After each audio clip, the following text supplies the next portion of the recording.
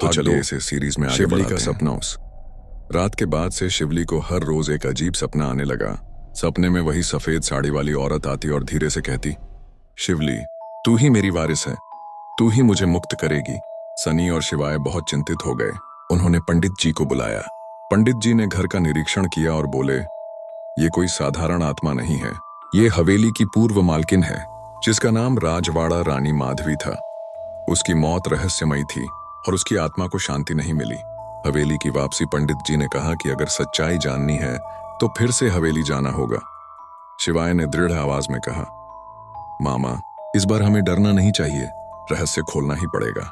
सनी को मजबूरी में मानना पड़ा। रात को तीनों फिर से हवेली पहुंचे। इस बार हवेली पहले से ही खुली थी, जैसे कोई उनका इंतजार कर रहा हो।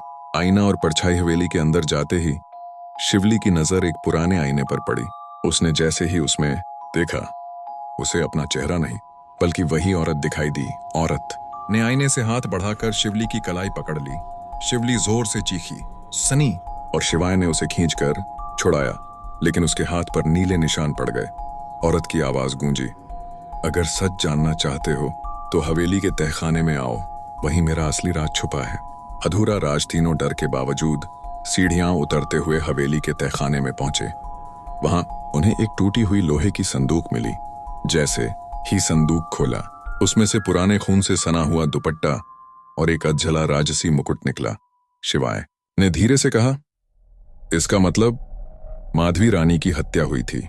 अचानक पीछे से दरवाजा अपने आप बंद हो गया और वही आत्मा सामने आ गई। उसकी आंखें लाल चमक रही थीं और उसने कहा, अब तुम लोग यहां से जा नहीं सकते। जो सच जानता है वह जिंदा नहीं रहता। क्या आप चाहेंगे कि मैं अगला भाग 3 में लिखूं, जहां तहखाने में उनके साथ भयानक घटना घटती है और सच्चा कातिल कौन था ये सामने आता है?